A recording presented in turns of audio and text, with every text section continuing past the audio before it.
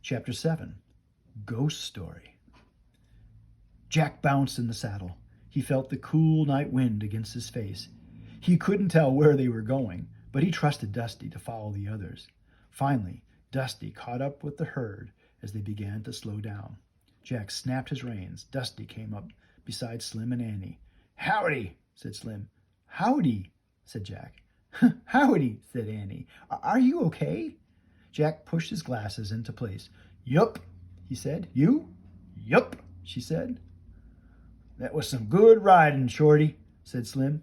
"Thanks," said Jack, smiling. He even liked being called Shorty now.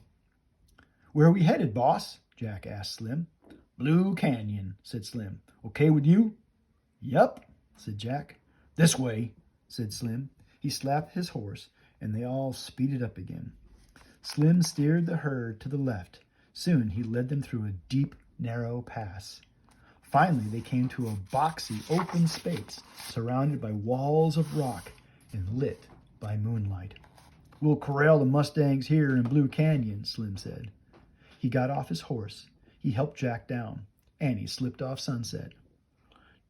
"Take him to his maw," Slim told Annie.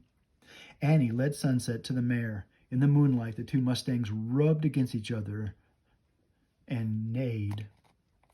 As Jack patted Dusty's damp neck, he remembered the last two rules, praise and reward.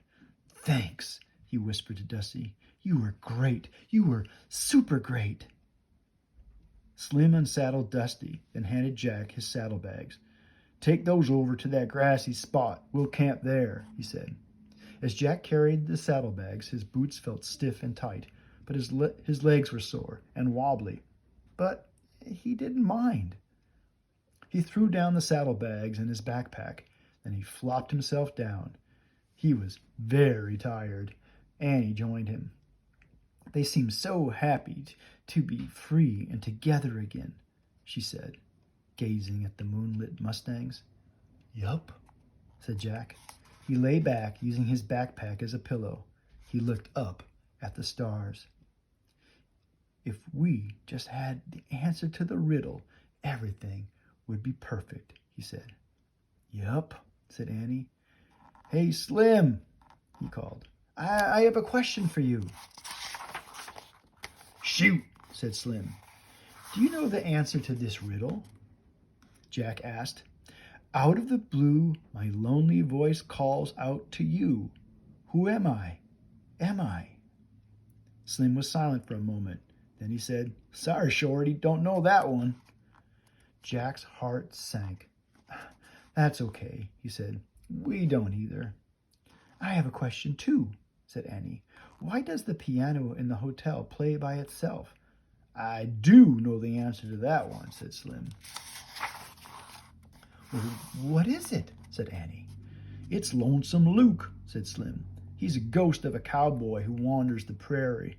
Jack sat straight up. I saw him, he said.